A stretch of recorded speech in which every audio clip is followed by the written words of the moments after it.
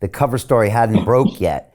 And I think you I haven't told written it yet. the only thing that was happening is that everyone was calling you out, saying, where are the sources? You're like, I'm not going to name my sources, but anybody who knows my record knows that I know what's going on and that my sources are always there.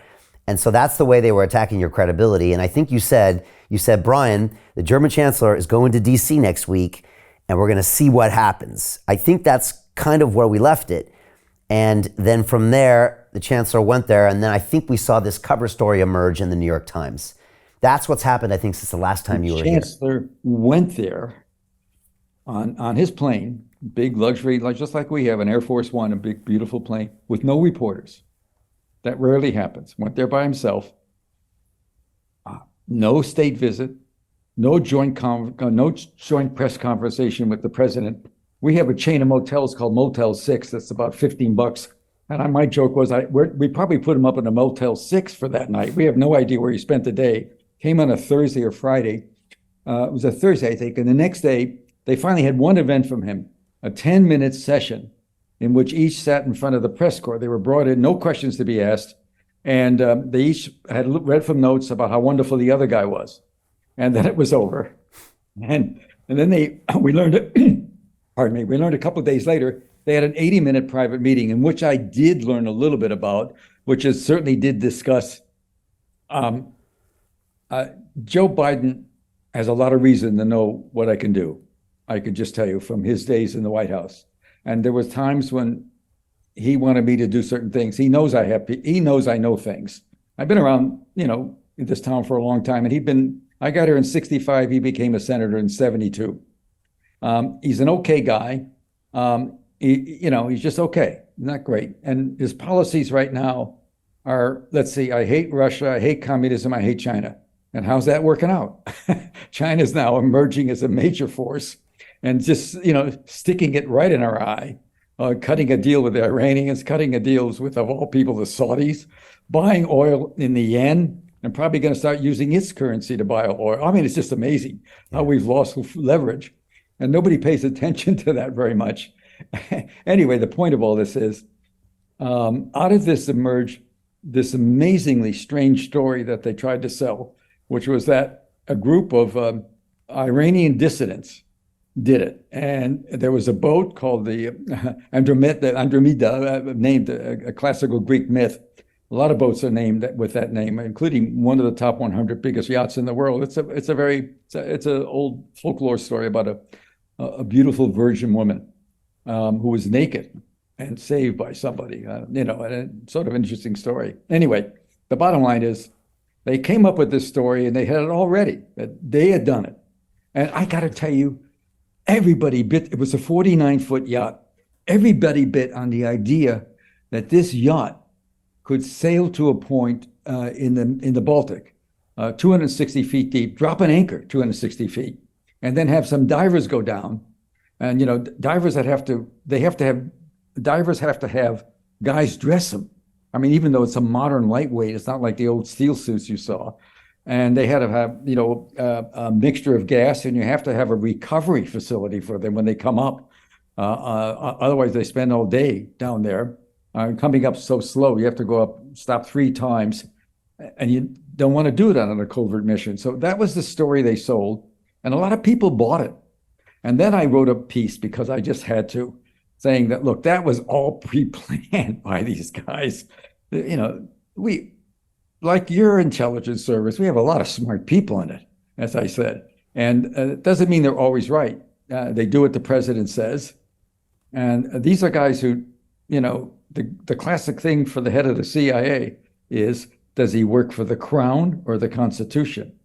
And most CIA directors decide they work for the crown, which always is a problem. That's always a problem because they end up doing things that are illegal. In this case, they did something illegal. But they had a cover story. And the fact that so many people wanted to believe that story says so much about the resistance to the truth in this case. In the UN, there was a vote of 12-3 against doing an investigation, with the United States lining up to 12. And to this day, not one of the White House reporters has ever, in an open public their broadcast, the daily news conferences with the press secretary, nobody's ever gotten up and said, have you ever, the United States president has the right to task, it's a formal word, TASK, the intelligence community to solve a problem. All he had to do was say, if he was really innocent, last September when this happened, who did it? And he's never tasked the community. He's never asked the question because, of course, he knows the answer. And I don't know why. It's just so hard for the media to get over this. They just can't get to that.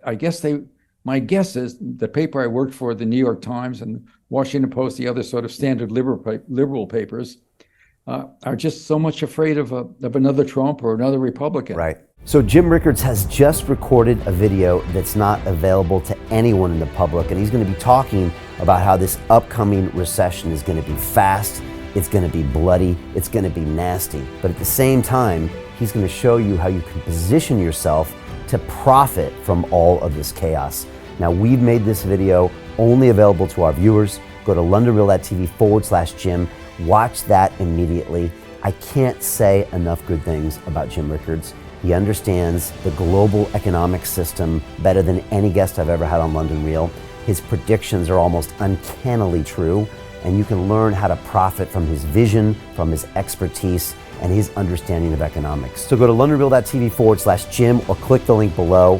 It's an excellent, excellent look on what's going to happen in the future and how you can position yourself to profit from that. Jim is one of the best in the business, one of my favorite guests on London Real, and he's very, very good at predicting the future and showing us all to profit from it. So click the link, and I hope you enjoy.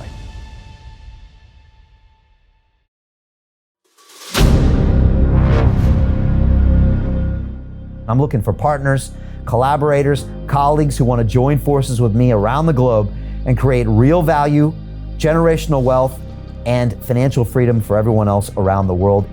Get involved in the cryptocurrency markets, get involved in the NFT markets. This is your moment. Life all comes down to a few moments. Don't let this pass. Now it's not too late. Next year's going to be too late. Ultimately, this is about freedom. That's the way I see it.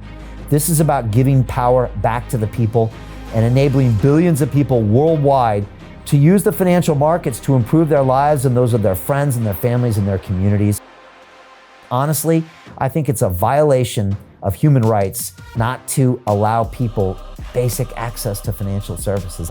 Because right now people are being kept in the dark, they're being robbed of education, and it's a travesty. And so I'm looking for people that want to join me and be a part of this solution.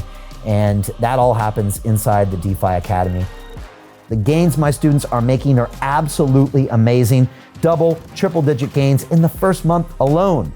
That's amazing. This will change your life. Now is the time to get involved.